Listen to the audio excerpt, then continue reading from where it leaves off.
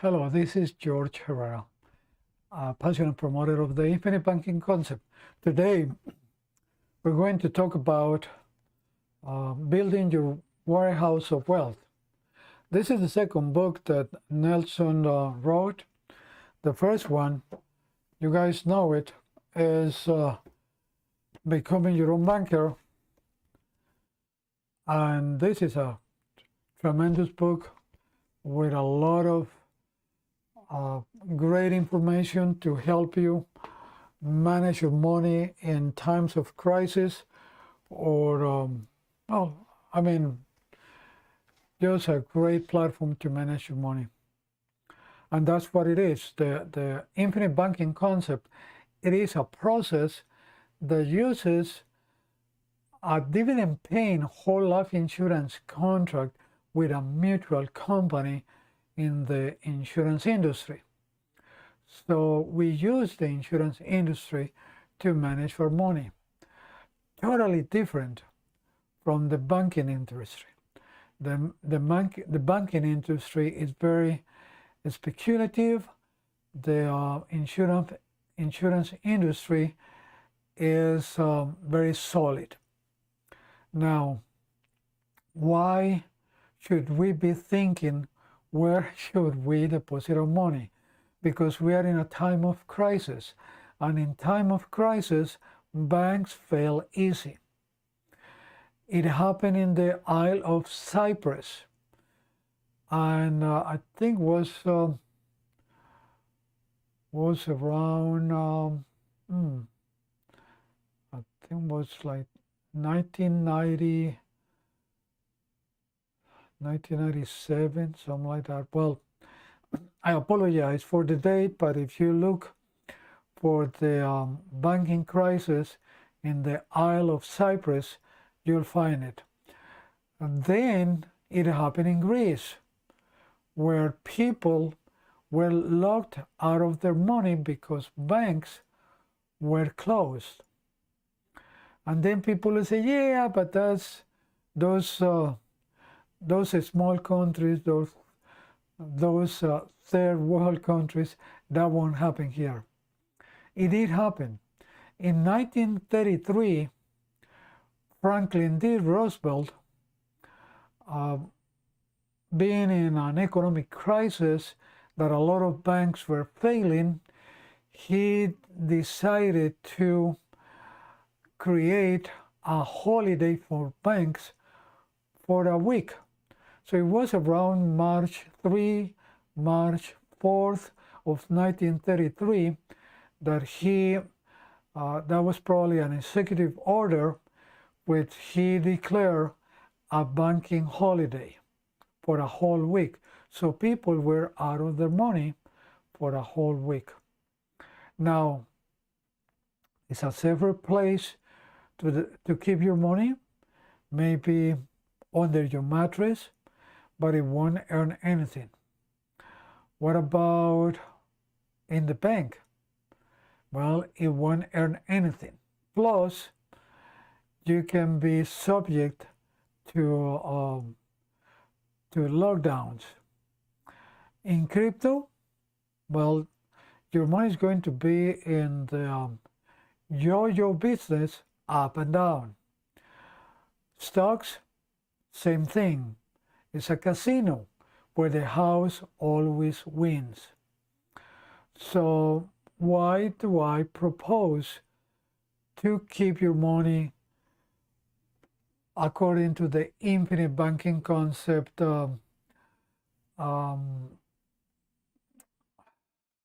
recommendation? Nelson Nash created that concept, and this is his second book, Building Your Warehouse of Wealth. And in this book, he talks about a policy that he took in 1959 from his brother.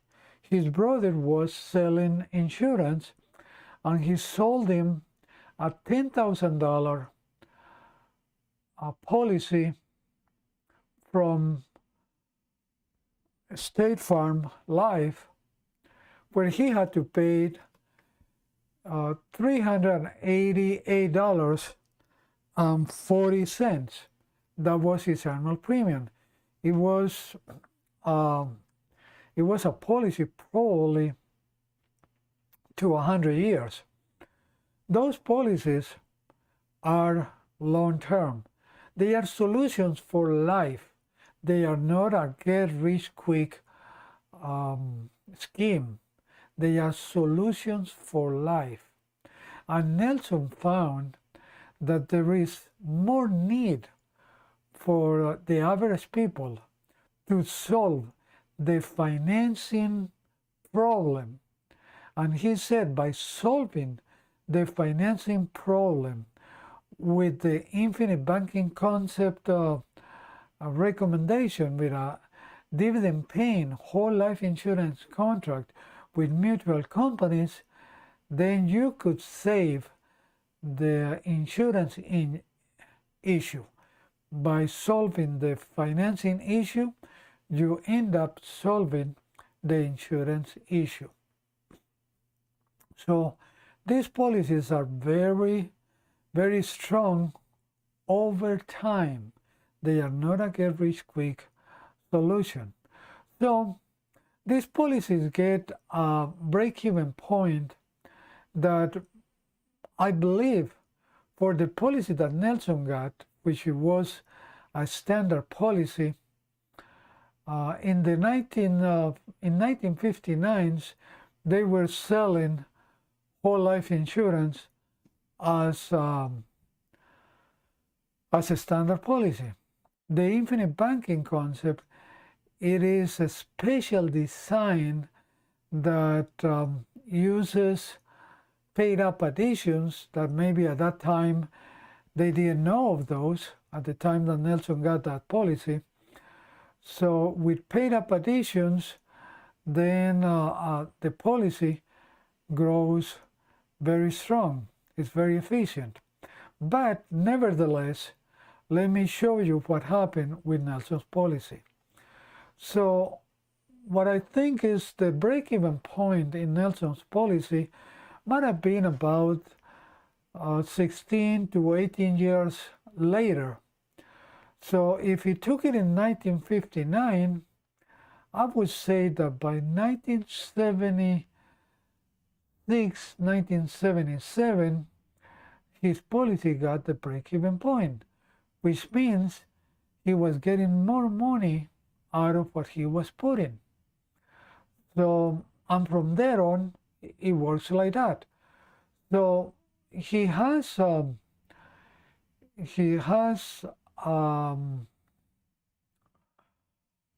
chart where he shows that in year 1990, on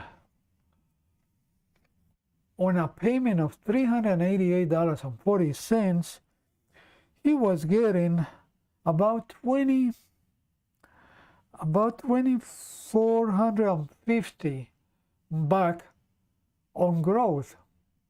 So if that's that situation, I would say that in 1977 he was probably getting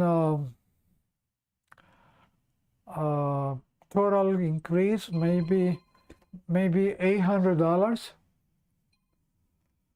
So by 1990 he was getting about $2,400 on total growth, and that would be $388 that he was depositing, $388.40, but then he was receiving about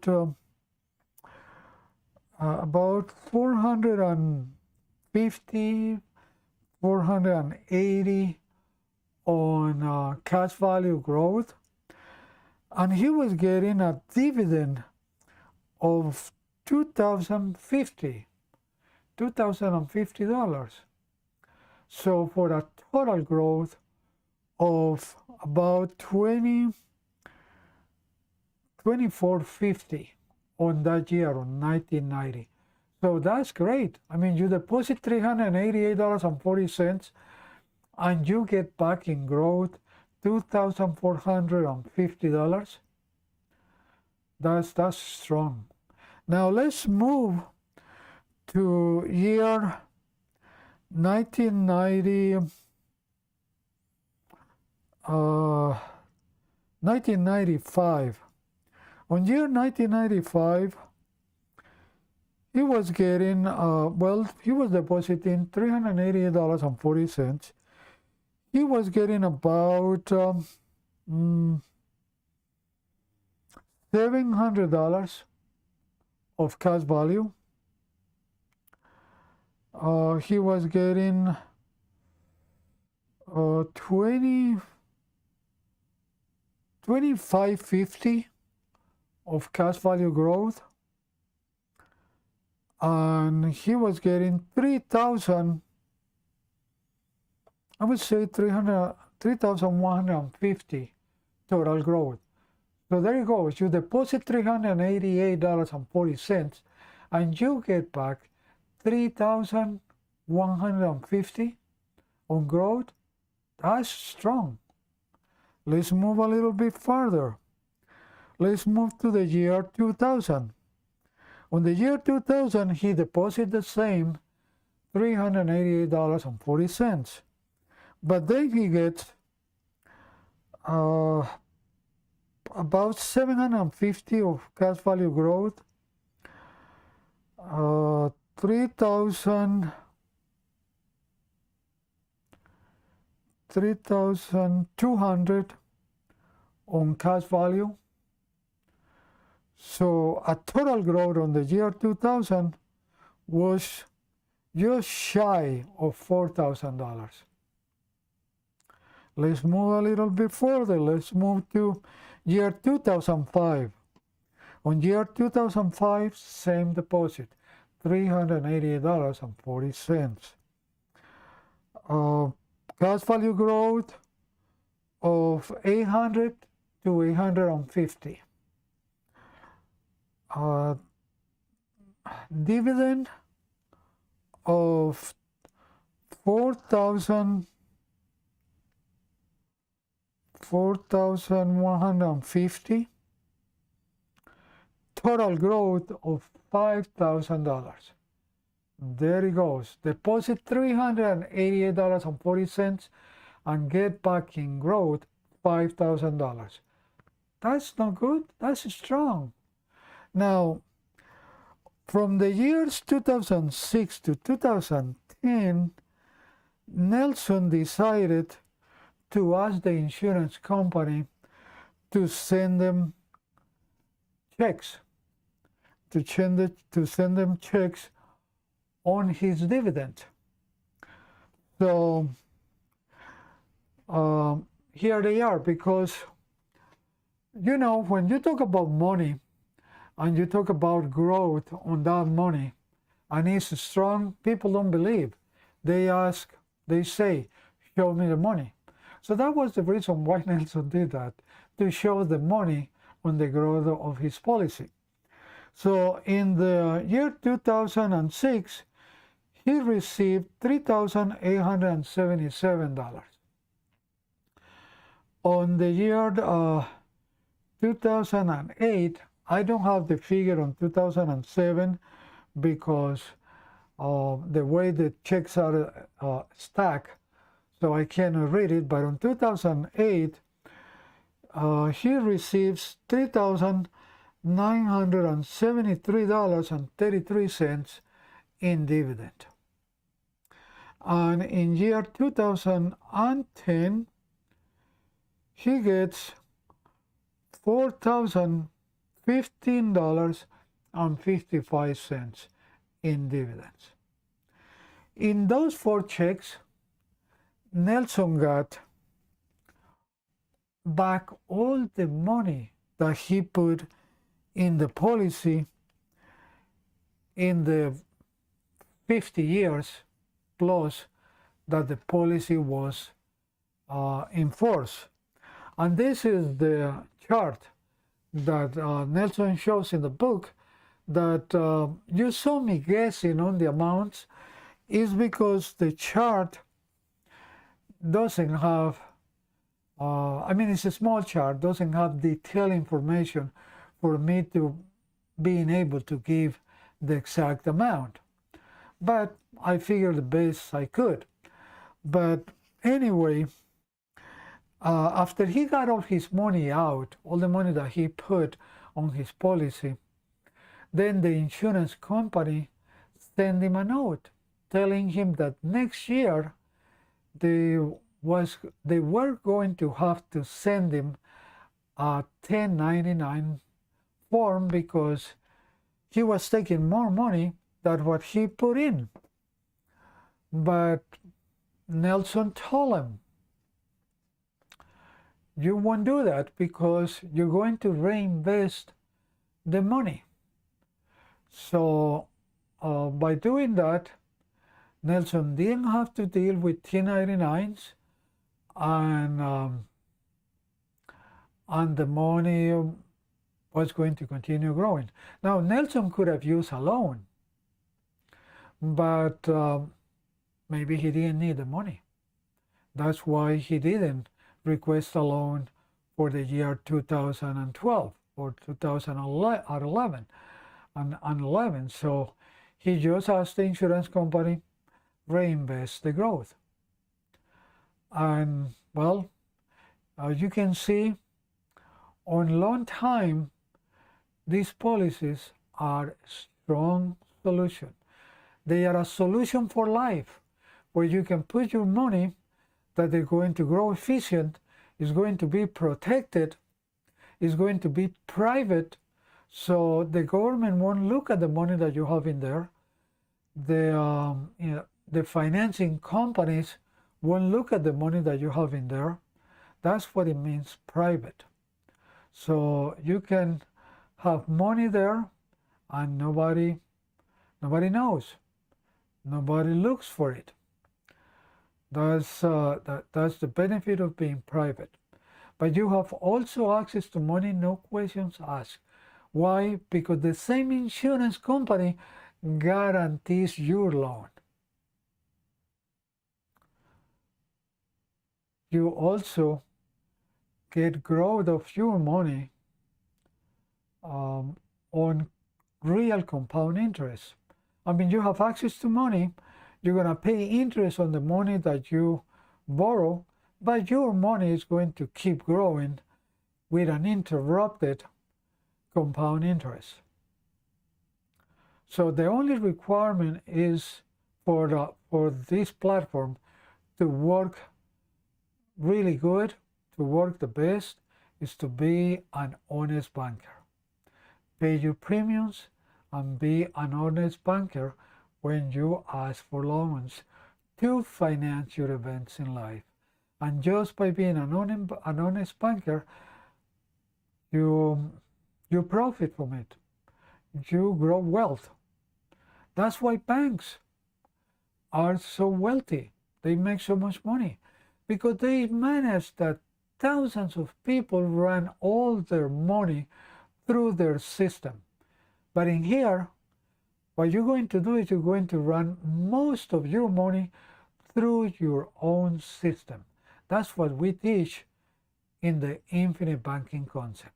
So if you want to learn more, contact me at jorgeherrera.com, jorgeherrera.com, and I will answer any questions, and I will build your solution if you think that is going to help you.